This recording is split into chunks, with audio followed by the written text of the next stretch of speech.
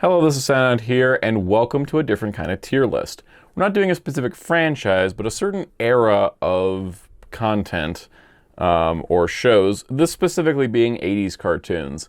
And we're looking at ones that I've seen several episodes of. I haven't seen all of these to completion, but I have enough to get a vibe off of them, if that makes sense. And so when it comes down to it, I think that, we talk about how nostalgia plays a big factor in how movies and TV shows are made, and especially in toys. I mean, I'm looking around and it's like, there's Snake Eyes from 1982 as a 6-inch figure, and, this Soundwave is based on a 2018 movie, but he looks just like his 1984 design, that kind of thing. I think the 80s cartoon lineup was quite influential in a lot of ways to how we see the world today, especially through pop culture, because even as stuff for the 90s or the 2000s does come up in the nostalgia realm, the 80s has been really prevalent. And in fact, for me, having grown up in the late 90s and early 2000s, that was a time frame where a lot of 80s stuff was coming back. So it's interesting how much nostalgia I will have for 80s cartoons despite not being born or lived in the 80s. It's a thing, and it happens with a lot of people in my age group, actually. So we're going to discuss several shows and what they mean to me, and I'll be ranking them on my, sort of abstract tier list, where it's not necessarily the better or worse, but it's the S tier is favorites for all time, A is best of the rest, B is appreciate, C didn't hate, D don't talk to me. I don't even know why I put the D. I like all these shows if I've seen enough of them. There's other 80s cartoons where I'm like, I don't want to deal with that because I just don't like them. That kind of thing. I picked out 10. I picked 10. I thought 10 would be a good amount to discuss because I think I own all of these on DVD. Yeah, I own all of these on DVD. So it's little incentive of things I've had. So I got some story to tell with each of these. So let's begin. They're not in any particular order. They're just kind of thrown up here. So let's start with 1987 Ninja Turtles. Okay, weird story time. I was 8 when the 2000s TMNT came out, which means, I was technically in the age group, but this was a kid who had watched the movies, Next Mutation, and the 80s show already, and 2003 was weird for me as a kid. I didn't like it out the gate. I thought the theme song was great. Out the gate, I was like, this is weird. Why is everything so serious? Why is this not like a weird, goofy comedy? Because most of what I had been watching up to that point, Turtles-wise, was rented VHS tapes of the 80s show. Episodes of Next Mutation I watched in first and second run syndication. I knew that stuff.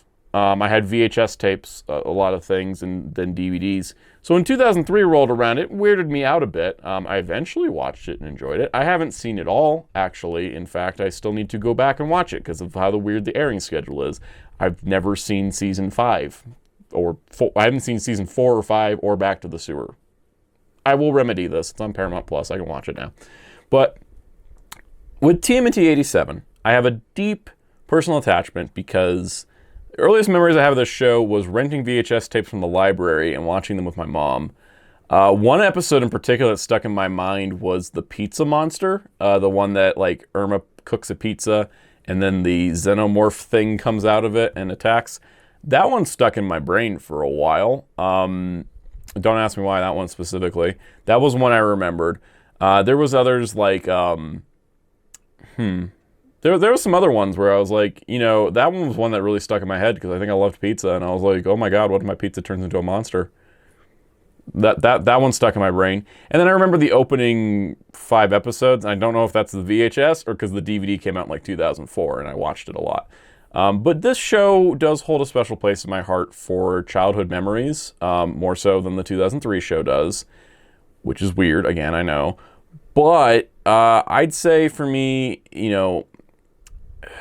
putting it in the ranking, I'm gonna put it in the B tier because I think that there's my personal. This is how it is. Personal memories, and then show itself. Having watched all 10 seasons, this show has some wacky quality. The variance in quality is insane. Some of the, like, the European side season stuff is, like, nuts. And then the later seasons are a completely different tone and feel.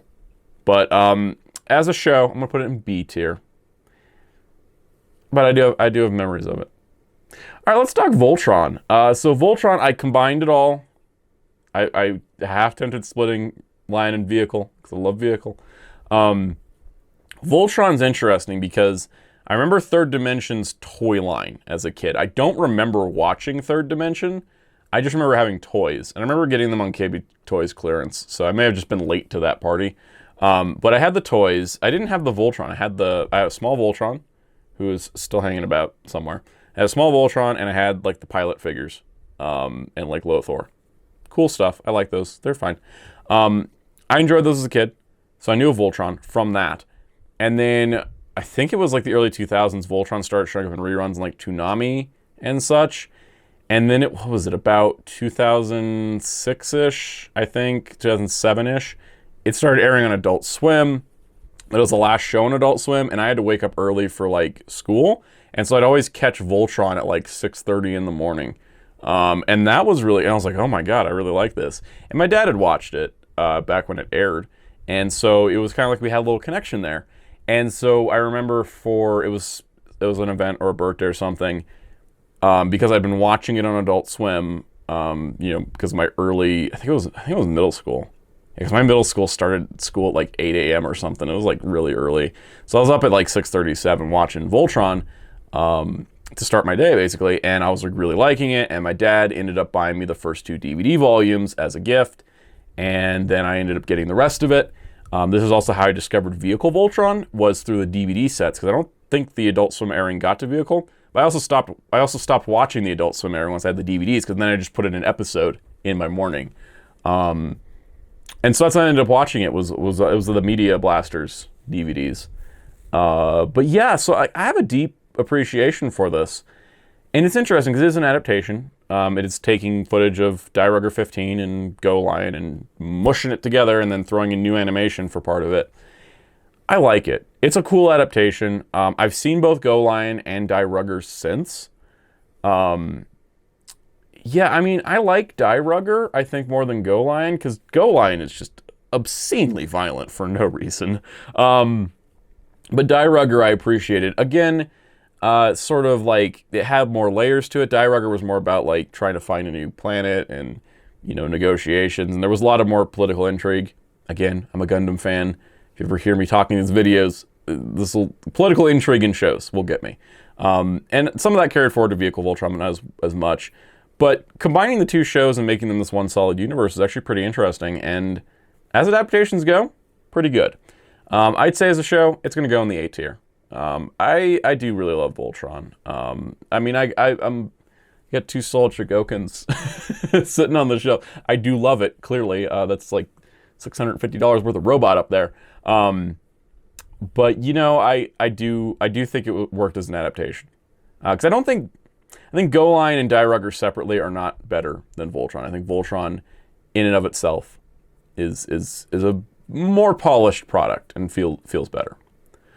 All right, let's talk about a recent favorite, Silverhawks. So Silverhawks was something I knew about for a while. It was made by Rankin Bass and the same Japanese studio. I think it was Ashi Productions. All right. No, or was Ashi Productions Ultraman USA. Don't quote me on that. Japanese animation studio worked on it, but Rankin Bass were the ones that produced it. Silverhawks was done in the same style as Thundercats, which we'll talk about in a minute. We're going to talk about Thundercats last, because I got a lot to say there. Silverhawks is a show that I knew about for years. Like, I knew it existed. I think I didn't really become aware of it till 2011's Thundercats, when they had Monstar on one of the view screens in a flashback episode, and there's also a tiger shark there, and then I was like, wait, what? And then I was like reading, people were like, oh my God, a Silverhawks and tiger shark reference. I was like, what? Silverhawks? And I kind of ended up, I was like, oh, this is really cool. I should watch this sometime. Had trouble finding episodes. Didn't realize for years after they came out that it actually got a DVD from Warner Brothers. Duh, on my part. I didn't even think, look up Silverhawks DVD. Someone mentioned it in a video. I think it was a Toy Galaxy video on Silverhawk. Said, oh yeah, it was released on DVD. I was like, excuse me? So I ended up buying it on DVD. And that was around the time, it it was like that. And I was like, oh, I need the DVDs. And then Super 7 announced they're doing Silverhawks figures, and I was like, so I've been watching it. I haven't finished it yet. I love this show. I don't have deep personal nostalgia attachment to it, but as an 80s cartoon, it's solid. It's cool because it's got, similar to Thundercats, there's a good sense of continuity with its villains. I think the villain roster of Monstar's mob is just fantastic. There's so much variety and they're so interesting. The theme song kicks. I love the theme song. I love the main heroes too. They're really, really cool. I don't think it's as good as Thundercats, but it's up there. It's one of the better shows. Again, it has a good sense of continuity. Like if one of Monstar's mob gets like put in jail, then he has to go break him out in a later episode kind of thing. Good voice acting. It's the same voice cast as Thundercats. It's everyone got shuffled around. Earl Hammond still played the villain, which was really fun. I really like Silverhawks. I don't know if I can put it in favorite of all time yet because I'm currently watching it. I don't have any nostalgic attachment to it. That's going to go in best of the rest. I'm going to put it above Voltron just for being unique animation. But Silverhawks is good. Like, if you've not checked it out, try to find it online. It's worth watching. All right, Super Friends, the legendary superpower show. Super Friends was basically, it's famous for being like, you know, the Justice League show, and it ran forever. Like they kept reincarnating that thing. It's like, oh hey, here's 18 episodes of this Super Friends, and now we reincarnated something else. I think I watched Challenge of the Super Friends on DVD more, but when I got to Superpowers, and eventually they put out a Superpowers DVD, and I watched it because I'm a big DC fan. Justice League hat. Anyways, Superpowers is cool. I actually think that, you know, Super Friends was moral of the week, story time, let's, you know, have things with kids learning lessons, and yay. Superpowers is more of the 80s action show, and it's actually got some really good episodes in it that does some really cool storytelling. And I feel like it was the evolution step that the DC animation needed to get from here to Batman the Animated Series. This, I'll also bundle in Galactic Guardians, which was like the second series of Superpowers. Galactic Guardians is great. I'd almost say Galactic Guardians is probably the best season of Super Friends as a whole. But Superpowers is pretty cool. I know they had an action figure line, that's why it got like the action boost, but it's a pretty nice classic DC show. So I'm gonna put it in appreciated. It's gonna go below Ninja Turtles. I don't have a deep nostalgic attachment to it, but in terms of shows, it's pretty good. All right, G.I. Joe, A Real American Hero. So this was the Sunbow series. I will hold that this is the best of the G.I. Joe series. In fact, it's going to go higher than you might think.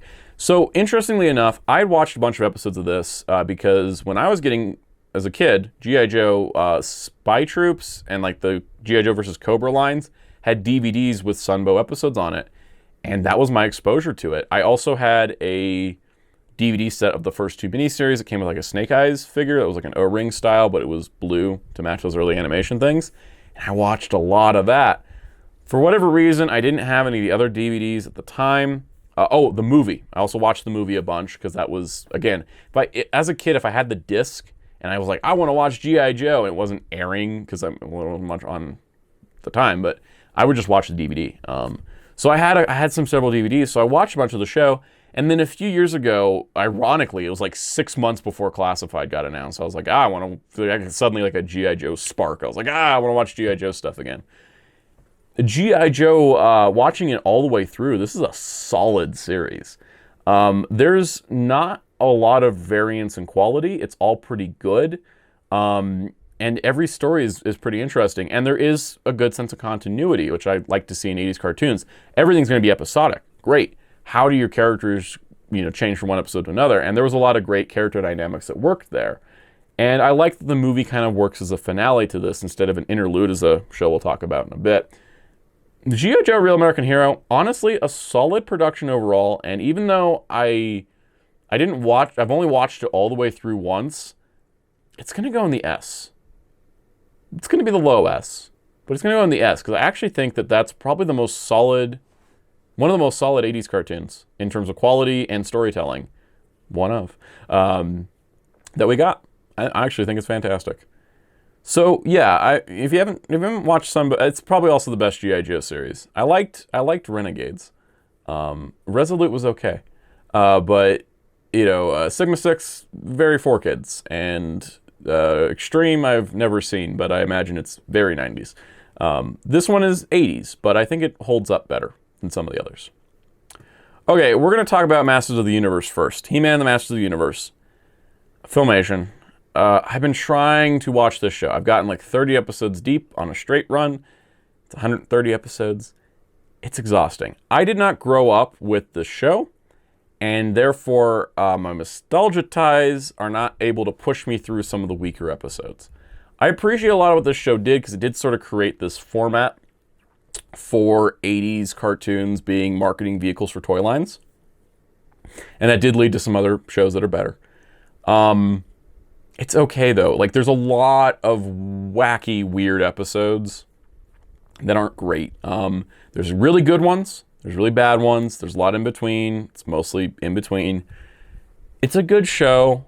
Again, I didn't grow up with it. I mean, I saw the 2002 He-Man more as a kid, but I didn't get super into it. It's funny. He-Man, for me, I got into it with the DC comic in 2011.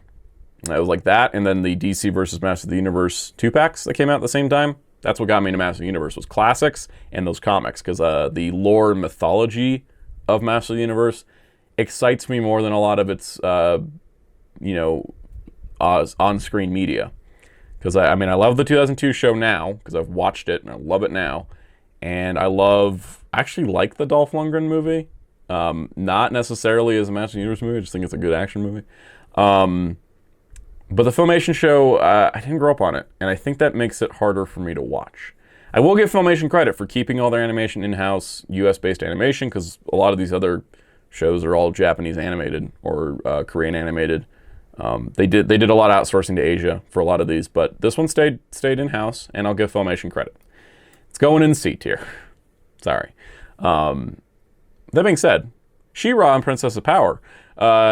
Now, this is funny, because usually the quote-unquote girl spinoff would be the weaker show.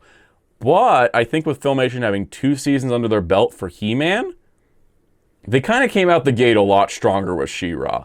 I think a lot of the character dynamics work better. The animation is definitely an improvement. The way they're able to write their storytellings to their animation limitations and not trying to go overboard like some of the earlier episodes of He-Man, where they wrote more than they could actually animate. She-Ra, I think, works better as a show.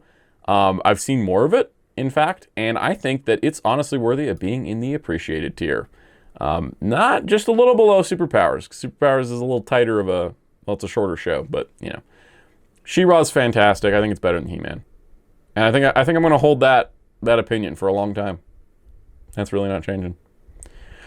Okay, Spider-Man and His Amazing Friends. Another one I didn't really grow up on, because it didn't rerun enough, I think, in my era. It's one I've gone back to watch. I watched some of it pre-Disney Plus. I watched some of it with Disney Plus.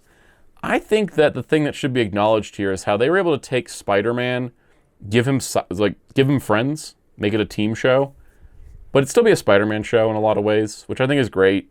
Sometimes team shows can draw focus away from the main character. Some team comics can do the same thing. I have examples for a different video at a different time that may never happen, because no one ever likes me talking about comics on the channel. Spider-Man and Amazing Friends, I think it's cool. We brought in Iceman, they created Firestar, and it had a good team dynamic, and it worked out pretty good. It's honestly pretty solid. Yeah, it's going to go in the C tier, though. I don't think I love it as much as some other things, but it's pretty good. Okay. Now we come down to the last 2. The 2 I've seen the most of. I watched a lot of Ninja Turtles. I watched a lot of Voltron and G.I. Joe. G.I. Joe I saw a lot of episodes a lot of times. Voltron, I think I watched every episode at least twice. Turtles, I watched everything at least once. Transformers and Thundercats are the 2 I've watched multiple times. I have done a full run of Transformers 3 times. I've done a full run of Thundercats 4 times over different periods of my life. Yeah. And with Thundercats too, we'll talk about Thundercats in a minute, but there's a reason why I'm wearing the Thundercats shirt. All right. Transformers by Sunbow. This was, oh my God, this is hard to rank. So as a kid, what was my Transformers exposure? Beast Wars, Beast Machines, R.I.D., Armada was like, and Energon was like my childhood, and then like my teenhood was like Cybertron or anime and all that. I have been a Transformers fan the majority of my life, and the G1 movie is probably my favorite Transformers thing, because as a kid, while I could see Beast Wars on TV, and I saw Beast Machines on TV and RID, throughout that, I had a VHS and a DVD of Transformers the movie. I think specifically the DVD did it. I watched so much of that movie over and over again because that was my Transformers fix when Transformers wasn't airing. And so G1 became an extension of that, because from there I got the DVD sets of the series and then was like, oh hey, where's Ultra Magnus and Cup and RC? And I watched, what's interesting is I had season 1 and season 2 on DVD of G1 from Rhino, which isn't the best presentation, I know that now, but as a kid it was fine. With season 1 and 2, I watched them with the idea of like, oh, they're going to introduce RC at some point. Oh, Springer's going to show up at some point. Magnus is going to show up at some point. And then I was like, I guess they show up in season 3 because I finished season 2 and there was nothing. I never got the season 3 and 4 DVDs as a kid. Internet time came around and I started reading wikis and I was like, oh, they just show up in the movie, huh? Like I thought the episode because I was reading like the descriptions in the booklets that the DVDs came with. Before I got to the episode that had like Alita 1 and all the other women Transformers, that episode's great. I love it. I've seen it a bunch. But I thought RC was going to debut there when I first read it, and I watched the episode. I was like, where's RC? So it's kind of an interesting experience I had with this show. And so I didn't see season 3 and 4 for a while. I learned about them. I heard about season 3 not having great quality, and I was like, oh, that's weird. And then I finally saw season 3 and 4, and that was on the Shout Factory DVD set in 2009. Great DVD set, love it. I do not love season 3. So for G1 Transformers, season 1 I think is fantastic. Season 2 is a bit mixed. Season 3 is mostly garbage. Season 4, or the Rebirth, I'd rather just watch Headmasters. So when it comes to a show, I love G1 in the sense that I watched it a lot, especially those first 2 seasons I think are great. I don't have the nostalgic attachment to season 3 and 4 that much, even though I like the season 3 and 4 opening best. I love the little gothic choir thing. I have trouble ranking this show as being great because it doesn't hold up for its entire run. I think season 1 does. I think season 2 for the most part. And then you get to season 3 and you have things like Carnage in C minor, or, you know, there's also good episodes like Web World's great.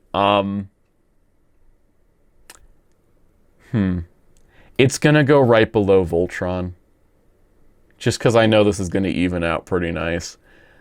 I have more nostalgic feeling and more investment, I think, in Transformers as a whole for my lifetime than G.I. Joe, but G.I. Joe's the better Sunbow series.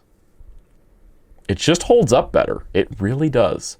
And maybe if I rewatch G.I. Joe 3 or 4 more times, it's not going to hold up as well, but I don't know. Yeah, that's what I'm going with for now. Lastly, Thundercats. So for those that aren't aware, Thundercats, I actually, compared to some of the others, so let's roll back here. G.I. Joe, DVD. Transformers, DVD. Voltron, Adult Swim airings later in life, DVD. Turtles, VHS. Superpowers was DVD. She-Ra, He-Man were Netflix is when I watched them first. Spider-Man's Amazing Friends, other things. Which of these shows did I watch in actual real-time on TV in reruns? It was Thundercats, because thank you, Toonami. I watched Thundercats as a kid on the reruns, the early 2000s reruns. This would have been before, I don't even think I'd watched G1. I didn't think I had seen Transformers G1. I hadn't seen Voltron. I hadn't seen, I'd seen Turtles. I think I'd seen Turtles before I saw Thundercats, but I hadn't seen hardly any of these others. Thundercats goes back to a really early age, watching it and loving it as a kid in the early 2000s. I was like 5 or 6. But the amazing part about Thundercats that I cannot get over, because it still blows my mind, is compared to everything else on this list, Thundercats holds up. Specifically, the season 2 through 4 half of the show, I think, is some of the best action series storytelling, especially for something that was made to sell a toy line. Thundercats holds up on many levels. It does not have a perfect track record. There's some weaker episodes, definitely in season 1. Boy, animation, solid across the board, especially that opening. Oh god, that opening is so gorgeous. But the episode animation, pretty solid. Some episodes haven't been preserved as well, because there's some weird stuff on some of them. I'm like, I'd love a new remaster. Animation is solid. Voice acting is great. There is some weird voice acting. God, what was her name? Willa? That was a choice. But the stories are great. And a lot of the stories work in that timeless sense, like because they are about life and growing up and, you know, things that like will exist in life that doesn't change with time. And I think that Thundercats has held up incredibly well because of this. It's also been damn cursed in revivals because we had a reboot in 2011 that I have mixed feelings on. I loved it at the time, but I have mixed feelings on now. And then it had Ye Which Shall Not Be Named reboot in the 2010s. And we finally got a toy line going with more than like 3 figures with Super 7's Ultimates. But I think when it comes back to it, there's better Transformers shows than G1. There's better Turtles shows than 87. But there isn't a better Thundercats show. It had the perfect balance in 1986. And that is my long-winded speech of why Thundercats is my top 80s cartoon of all time. I will always love this show. I will always be emotionally invested in it. I will be sad, like when 2011 got canceled, I got gutted. I was really sad. When that other show happened and I watched it, I was very upset. Thundercats will hit me in an emotional core than some of these others, and that's why it's up there. But I also think that as a show, Thundercats does hold up pretty well, especially seasons 2 through 4. I think season 1 is a bit of a slog with its 65 episodes, mostly episodic. Season 2 through 4, I think season 4 is basically serialized, which is insane for a show in 1989, like any show at that time frame. But when it comes down to it, this is my ranking. So my C tier, Spider-Man's Amazing Friends, Masters of the Universe. B tier, Turtles, Superpower, She-Ra. A tier, Silverhawks, Voltron, Transformers. S tier, Thundercats, G.I. Joe. Again, G.I. Joe holds up. You know, that's where it's up there. Not for the nostalgia's sake as much as it is for the quality show. Thundercats is there for both. And that's special. So that's my tier list. I hope you enjoyed it. Let me know what your ranking is down below. And let me know how many shows that you think I left out. I thought about including Real Ghostbusters, but I haven't watched enough of it to have a good opinion on it. Same with some other shows like DuckTales or Chippendales Rescue Rangers. Those are late 80s shows. Just haven't seen enough of them. This was my picks, but let me know what you think. And yeah, that's my tier list. That top spot really shouldn't be surprising if you've been paying attention to my videos. But on that note, hit the like button, hit subscribe, notification bell, keep up with future uploads. Check out Hero Club at hero-club.com for everything. Check out my autograph designer on Twitter at darkclaw643. And until next time, this is Soundout saying goodbye.